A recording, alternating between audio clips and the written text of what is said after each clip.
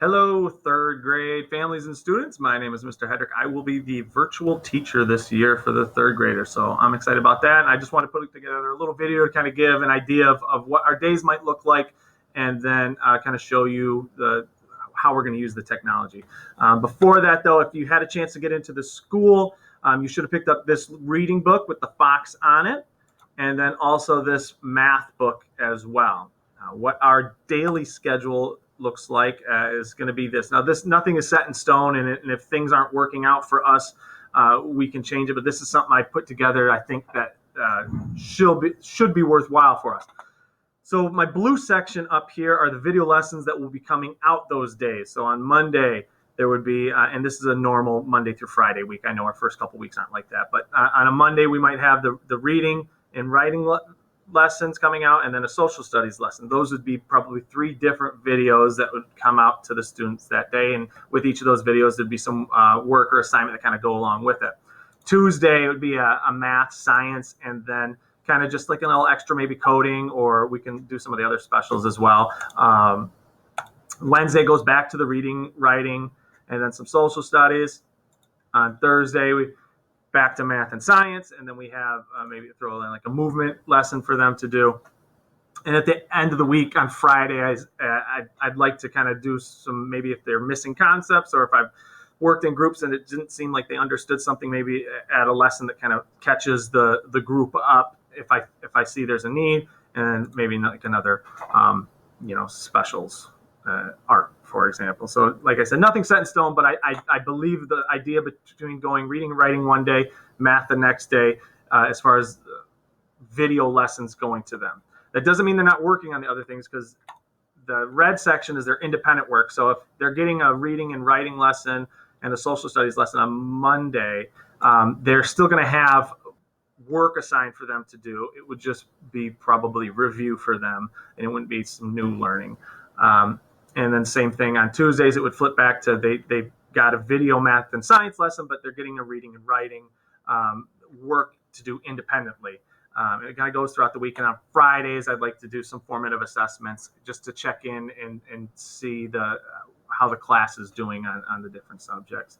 My green section down here is for my Google meetings during the week. I plan on doing them every day, 9, 11, and 2. And each day it kind of follows along with the lesson from the previous day. So they left off last week, whatever math they were doing. On Monday, I'm checking in on small groups during those times and seeing if they have any questions and working through any problems they have, and probably give them a few extra problems as well to work on. Tuesday, right here. So Monday, they had the reading writing lesson. Tuesday, during my meetings, I'm checking in on those concepts and doing little activities with them to see if they understood, what the lesson was. And it kind of goes back and forth. And then on Friday, we might just have like a social kind of fun check-in where we might play a game or something. If they just show up to one meeting a day, that would be great. So whether 9 a.m., 11 a.m., or 2 p.m. works best, it doesn't matter. If they wanted to tune into each of the meetings, that would be fine. They might see some of the same content over, because some new students might even be in there, and I might be going over the same thing. But if they wanted to sit in all 3, that'd be fine as well. On Fridays, I'd also this little yellow section, I'd like to set up one-on-ones if we need it. So if your child at home, you notice that they're struggling on a certain concept, or that they just need a little extra encouragement on something, you let me know. I can set up a one-on-one with your child on Fridays, where maybe we just kind of really intensely go over something that they need to work on. But my Fridays, I'm going to hopefully leave open to those things. As I said, this is kind of an outline, and it's a living outline. So if we go through the first few weeks and it's really not working for our kids, then we can look at changing it, whether if it's too much work or too little work. But I feel good that this will be something that'll benefit everybody. The minimum the school is asking for is 2 check-ins a week. So if they just did one math and one reading, that's kind of the bare minimum. Personally, I'd like them all 5 days a week to at least check in a little bit and see how, so I can see how they're doing. If I understand if those times aren't working, it doesn't. It's not always easy, but I'm pretty open to change. The next thing I'm going to show you is how to get into their Chromebooks and what these assignments will look like from their end. Okay, now I'm going to go over some of the technology components that we'll be using this year. Some of you might have used Chromebooks before, some of you it might be new to you. So I'll start with just how to log in. When you open up your Chromebook from the school, this is going to be your username. It's going to be the number 30. It's going to be your last name and first initial. Hedrick J would be mine, but it's not me. It's going to be you this time. And then at students, and I just highlighted the S because sometimes people forget to put the S and just write student, and then you won't be able to log in. But 30, your last name, and then first initial at students.mapsk12.org. The password is going to be the student's student number. If they remember that and they're used to logging in from last year, then they just put that in. You're good to go. If you don't remember that, just go ahead, email me at hedrickj@mapsk12.org, and I'll get you that student number pretty quickly. Once you log in, it's going to bring you to kind of the front page. There's no easier way to do it. It'll just kind of look like this. Front page will probably look something like that. And the top left button is Google Classroom. So when you click on that, it'll bring you to a page that kind of looks like this. You are going to need to join my group. This student, I've already joined them in. But to join the group, you're going to hit that plus sign over there. And this screen comes up, and it's going to ask for a class code. And then inside that, you're going to put this class code, 6UZR34, and then that's an O. That is the letter O at the end. Once you sign in, you'll see Hedrick Virtual 2020 pop up.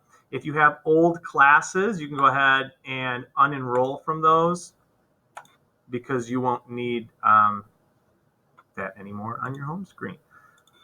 Once you do that, you can go into my Google Classroom, and it will look something like this.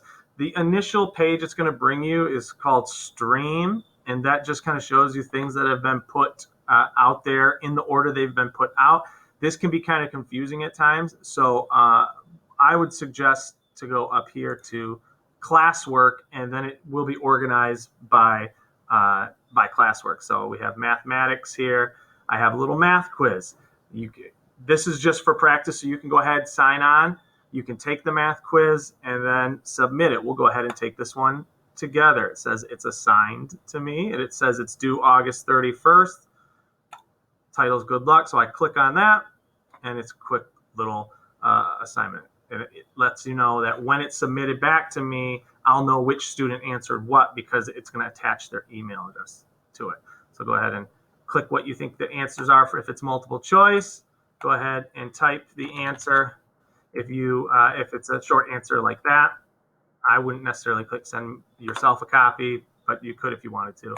Then you push submit, and then it sends it up. And if it was a scored thing, it could show you the score. Right now, it doesn't know what the answers are anyway, so sometimes I might make that available. If I go back to class work, I can go down to back to school, and there's another little quiz. This is just simple stuff just to get everybody familiar with it. The other thing I wanted to go over was, if we go back to Stream, or we can even do it from there too, on those days when I have little meetings at 9, 11, and 2 o'clock, there's not going to be a new link sent out every single day. Your child can just come onto their Google Classroom, and right at the top, if it's 9 o'clock, they go ahead and click on that, and they will be joined. They'll join me automatically in the meeting. Right now, I don't have a meeting going on, so it's going to say you can't make one yourself, and there's not a meeting going on right now.